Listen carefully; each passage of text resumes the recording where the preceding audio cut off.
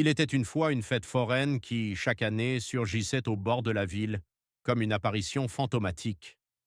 La brume persistante enveloppait les attractions désuètes, les lumières clignotaient de manière incohérente, et la musique des manèges, bien que joyeuse, portait une teinte étrange et oppressante. Cette année, la fête était plus silencieuse que jamais, presque vide, comme si la foule n'avait pas osé s'aventurer dans ce monde entre le réel et l'imaginaire. Louis et Marion, deux amis inséparables, avaient pourtant décidé de braver la nuit pour découvrir les mystères qui entouraient ce lieu. Ils avaient entendu les rumeurs. Certains disaient que la fête foraine avait été construite sur un ancien cimetière. D'autres parlaient de la mystérieuse roue du destin, un manège qui ne fonctionnait que les nuits les plus sombres et offrait à ceux qui osaient y monter des révélations qu'aucune âme ne pourrait supporter. Le manège était là, imposant. Une roue gigantesque d'un métal noirci par le temps qui tournait lentement comme poussée par une force invisible. De loin, on pouvait entendre un grincement métallique, régulier, presque hypnotique. « Tu es sûr que tu veux le faire ?» demanda Louis, sa voix tremblant légèrement, bien qu'il essayait de se montrer intrépide.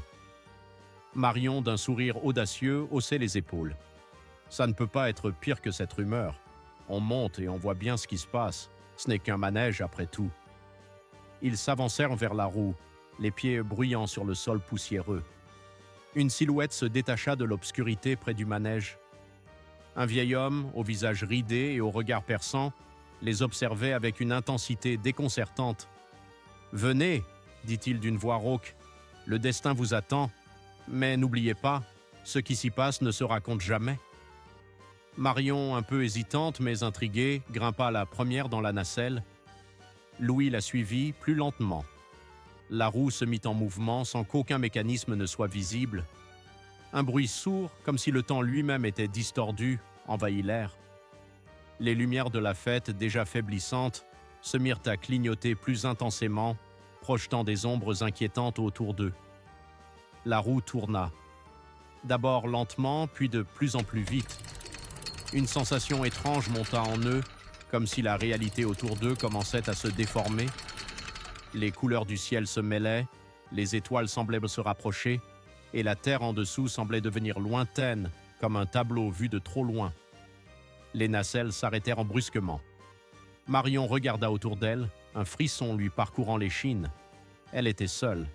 Louis avait disparu. La nacelle était maintenant plongée dans une obscurité totale, comme si le manège l'avait transportée ailleurs. « Louis » appela-t-elle, la voix tremblante. Mais tout ce qui répondit fut un souffle glacé qui passa près de son oreille, comme une caresse du vent, mais bien plus froide. Elle tourna sur elle-même, les yeux écarquillés. Soudain, une silhouette apparut dans l'ombre, juste sous la roue.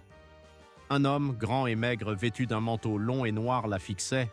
Ses yeux brillaient d'une lueur surnaturelle. « Tu as vu ? Tu l'as vu, n'est-ce pas ?» dit-il d'une voix sifflante. « Là où tu es, le temps est suspendu. L'éternité tourne en rond, tout comme cette roue. » Marion recula, horrifiée. Elle n'avait plus de contrôle sur le manège, plus de contrôle sur la réalité. Chaque tour de la roue semblait la plonger dans un autre moment de sa vie, un instant de joie, un instant de peur, des visages qui se brouillaient, des voix qui l'appelaient. Elle revit des fragments oubliés, des souvenirs d'une enfance perdue. Puis elle se retrouva dans une scène qui la fit frissonner de terreur. Elle était de retour dans la fête foraine, mais tout était vide. Les allées étaient désertes, les lampes brillaient d'une lumière défectueuse, et tout était figé dans un silence lugubre. Le seul bruit qui se faisait entendre était le même grincement métallique, puis un cri. « Louis !» Marion se précipita hors de la nacelle, mais la roue tournait encore. Quand elle se tourna, l'homme en manteau noir se tenait devant elle, ses yeux maintenant grands ouverts, emplis d'un vide infini. « Tu ne peux pas fuir le destin, Marion, » murmura-t-il. « Il est déjà écrit. » Soudain, la roue s'arrêta brutalement. La lumière des néons clignota une dernière fois, puis s'éteignit complètement. Un silence mortel régna, lourd, oppressant. Quand les lumières se rallumèrent, le manège était de nouveau intact, comme si rien ne s'était passé. Mais Marion savait, elle savait qu'elle n'était plus seule ici. Et quand elle se tourna vers l'entrée de la fête foraine, elle aperçut Louis.